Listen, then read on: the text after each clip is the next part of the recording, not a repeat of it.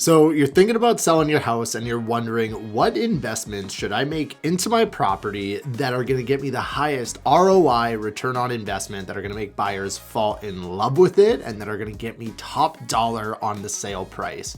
In this video, I'm going to dive into what you should be investing in to get your property sold for the highest possible price, and more importantly, what not to be investing in so that you avoid costly errors. What's going on, everybody? Welcome back to the channel. If you're new here, my name is Demetres Giannitsos. I'm a local real estate agent here in the greater Toronto area. And if at any point you're watching this video and you want to get in touch with me, have a conversation about maybe what to invest into your property and what not to, I've left a link down in the description below where you can get in touch with me and book a call in my calendar. And then alternatively, if you're just looking to get an approximate evaluation for your property, I've left another link down below where you can leave some general information about your property and I'll get back to you with a free home evaluation within 24 hours.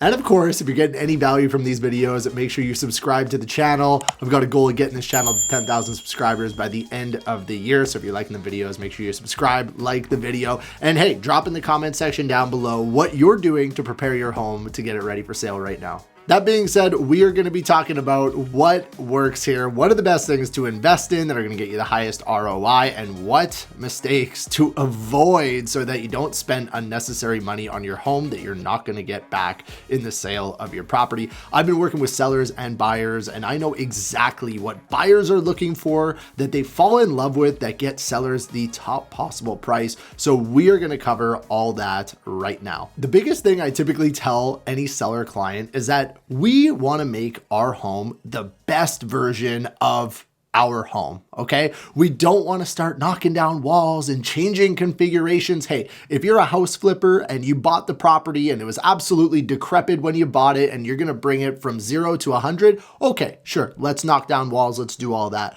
But if you're just a normal person who bought a home, there's no reason to go through crazy extensive renovations right before the sale of your property. We really just want to dress it up and make it the best version of what it currently is. And the biggest thing I can stress is the old saying, if it ain't broke, don't fix it. Okay.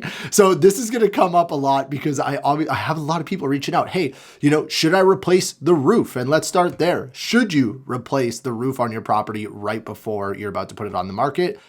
And the answer is no. If it ain't broke, don't fix it. Now, I will say, if the second you pull up to the property, it is visibly ugly and it's leaking and it's an actual problem, then yes, okay, let's fix it. Let's make it better. But let's say your roof is, an asphalt shingle roof. It's 15 years old. It's starting to show some mild wear, but it's not an absolute eyesore from the street and there's no water coming in.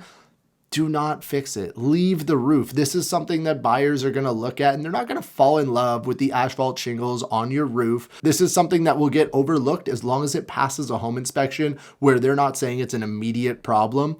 These are the types of things that you want to stay away with because, as you know, that is a costly repair that you're not going to get an added dollar amount when you go to sell the property. The same goes for windows. Okay, I get this one a lot. The house is older. Maybe the windows are from the 70s or the 80s, and it's time. They've been around for 50 years, and people are asking, should we change the windows before we list the property? And again, if it's not broken, don't fix it. Now, again, if there is broken windows, I do suggest going in and fixing them. And one thing that I also really suggest is that you clean the windows, because a lot of times old windows, if they haven't been cleaned for a long time, they look worse than they are.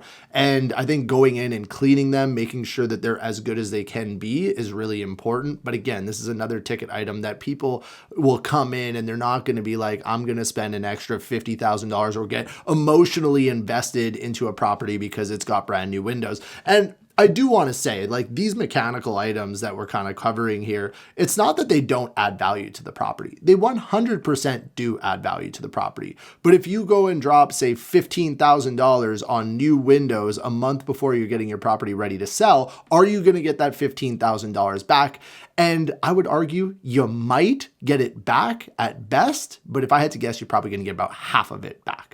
And this also goes for your heating and your mechanicals in the home. Make sure that everything is working. But if your furnace is 15 years old and it's, 5 years away from its expected life expectancy, leave it. Is it going to be noted in a home inspection that it's an older furnace? Yes, but I can tell you from working with buyers that when they roll through a house and they see an older furnace, they do not see it as a huge negative or a deciding factor on whether they should buy the house or not. Do they add it up in their brain like, hey, this could be, something that I have to pay for down the road? Absolutely they do.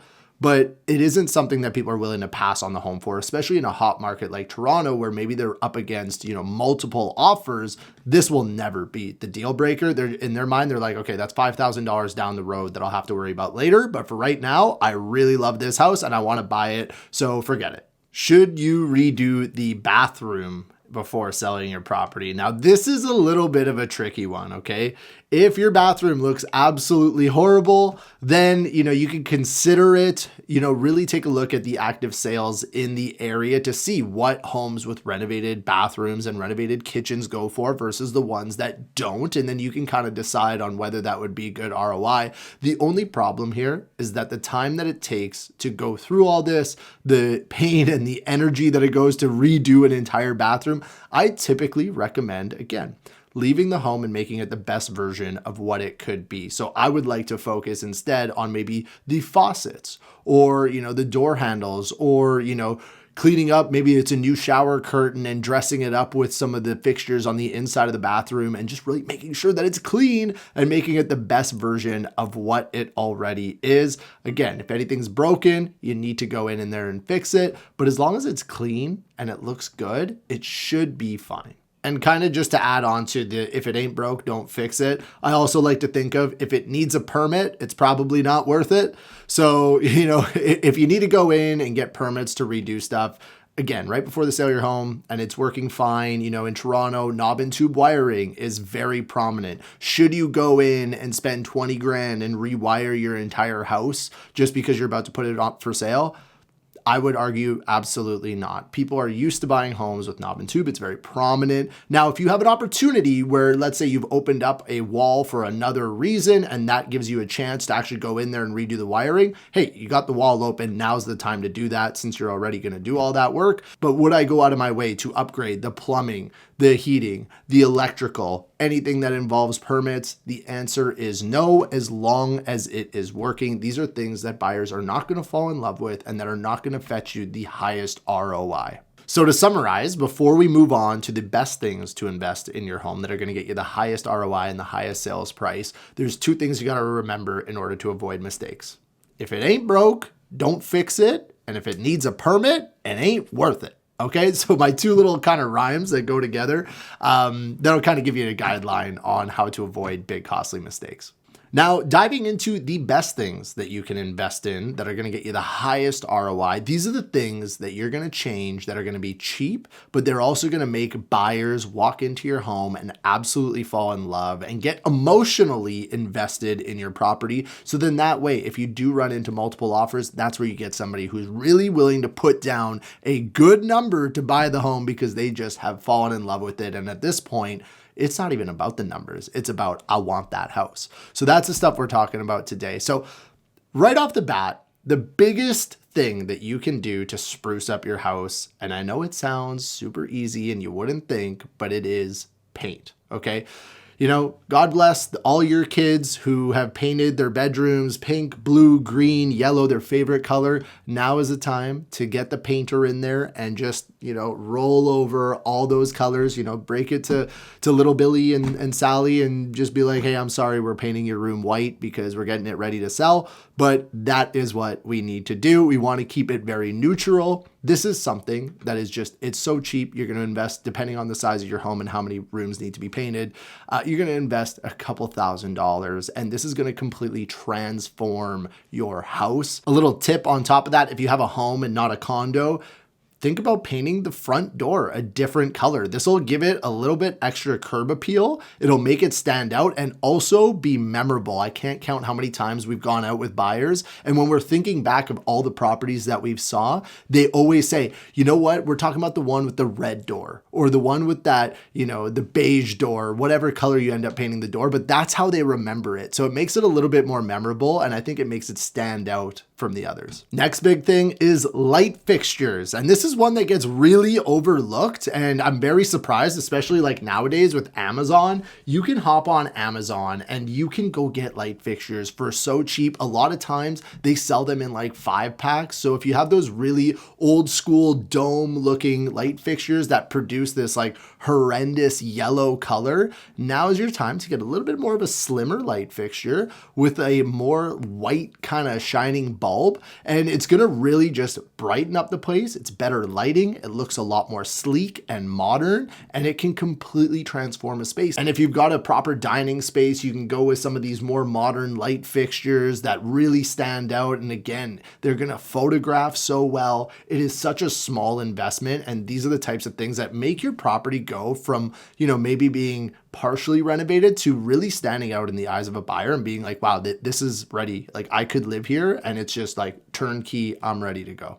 Kitchen makeover. Okay, now this is one where you're going to really want to trust your real estate agent, because this is a fairly large investment to redo a kitchen, but kitchens are deal breakers. Okay, I've seen this so often that as soon as somebody sees a specific kitchen, they are into the house or they are not. So if you are going to invest big money into your house, I would say focus on the kitchen, especially if you've got a great entertaining space. This is where people want to spend the most of their time, and it's got to be done. So one way that you can do this fairly cheap, there's a few ways to work around it. And if anybody is in the Toronto area and they need good connections with contractors who can do all this stuff, just reach out to me. I literally have the best team, especially when it comes to cupboards and countertops.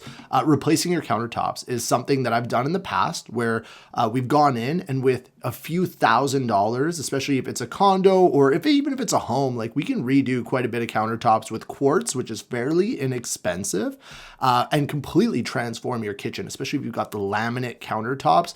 Upgrading it to quartz, I find, makes it stand out, and it just gives it a whole renovated feel. Now, what you decide to do with the cupboards on top of that to complement the countertops is important. If they need to be replaced, you can look into just replacing the doors and the drawers. And we also have people who can custom make the drawers and the cupboards to size. So then that way you can just hang them over the existing actual cupboards. Or, if they are in good shape and you want to paint them to upgrade them, I've seen so many listings that just paint and upgrade them, and it looks so much better than what it did before with a very little investment. And this also goes with your faucets, your kitchen faucet, even into your bathrooms, all the plumbing faucets. Again, you can go on Amazon, you can go to Home Depot, Costco. So many places have really good sales, and just go for something that's a little bit more modern and upgrade it if possible. The few $100s that you invest in this will make your property stand out. And without having to pull permits and take a ton of time, this is a way that you can add a ton of value to your property for a very little amount. The next one is doorknobs. And again, there's a running theme here. Like, I'm not saying to just make your house super cheap and fill it with Amazon stuff, but in my experience, I've found that honestly, a lot of the builders who build new custom homes actually buy their stuff on Amazon. I've seen it. I've recognized some of the light fixtures and the doorknobs off of Amazon. So, feel free, go on there and see, price out what it would cost to change, 8 doorknobs for your interior doors, especially if you've got old dated ones. And if your doors are in good shape, you got to make sure they match. If the door looks old and the, door handle is new and modern, okay, maybe that doesn't make sense. You could get potential prices for a new doors, but like hinges, doorknobs, again, you're going to have to really assess your property and see that they don't look out of place. But this is somewhere where I find that, especially if your house isn't that dated, but maybe it's like early 2000s, 15 years dated, this is somewhere where you can really improve the look of the home, again, for a very small cost. And one of my favorites that's probably one of the most overlooked is landscaping. Okay, I can't count how many times I've gone out with buyer clients and I'm like waiting at the front door, for them to come. And the second they pull up, it's like the yard is a mess. Like I'm not saying you got to go in and you got to add a waterfall feature in the backyard and make a little koi pond and fill it with fish. You just have to clean it up, make it the best version of what it is. For the love of God, rake the leaves, cut the grass, shovel the drive, whatever that is for you. And I will say that this is a really good place to invest a few $100s. Call a landscaper in if you need to do a one-time, clean everything up and make sure that it's as tight as it can be so that people can arrive to your property and actually want to buy it. Now, this one should go without saying, but cleaning, okay? Get your home professionally cleaned before it hits the market. Throw in a couple of air fresheners, make sure it smells nice and fresh the second they open the door. And I mean, I include cleaning in all my selling packages. So for my sellers, they don't have to worry about that. But regardless, always make sure that you get a professional cleaning. And staging. Okay, this is probably the one that everybody's waiting for. Is staging worth it? I would say in almost every single case, some sort of staging is absolutely worth it. So I've gone into homes where there's a lot of good furniture and maybe, you know, the seller is still living at the property and they actually want it to be a functional space so they can continue to live there while it's for sale. Then great. We work with the furniture that you have as best we can. I'm not a stager. I call in the professionals. They come in, they make their suggestions, and they make the home look amazing. And sometimes that is dressing it up with a little bit added artwork on the walls, which they hang, some fluffed up pillows that kind of accent the couches and make it just look a little bit more professionally staged. Or it's sometimes where we literally just stage the entire property. If it's vacant, we've also had situations where we've moved furniture into storage units so that we can replace it with more appropriate furniture for the space. And there's actually a study on the National Association of Realtors that says staged homes sell for anywhere from 6 to 10% more. So staging is 100% worth it to some degree. Again, it's going to be property specific depending on the situation. But again, staging is included in my packages for my sellers. And it's something that I include because I want my clients to get the top dollar, and I want to make sure that we have the best chance to sell humanly possible. And I find that staging properties is 100% worth it. And finally, invest in a good realtor and find a realtor who actually wants to invest in your property for you and they're in it with you for the sale of your home. It's not a thing where they're just trying to sell your home. You guys are going to be working together. You're both investing time and money to make sure that you leave with the best possible result. I know, a lot of the stuff that I went over may sound like a little bit of work, but if you've got a great real estate agent, they should be able to quarterback all this for you. They should have the best team that they can connect you with, that they can bring in the painters, they can bring in the cleaners, they can bring in the stagers and do all the necessary work so that you don't have to stress about it. And then that way, when your property is on the market, it appeals to the most amount of people, will get you the most amount of offers and the highest possible sale price.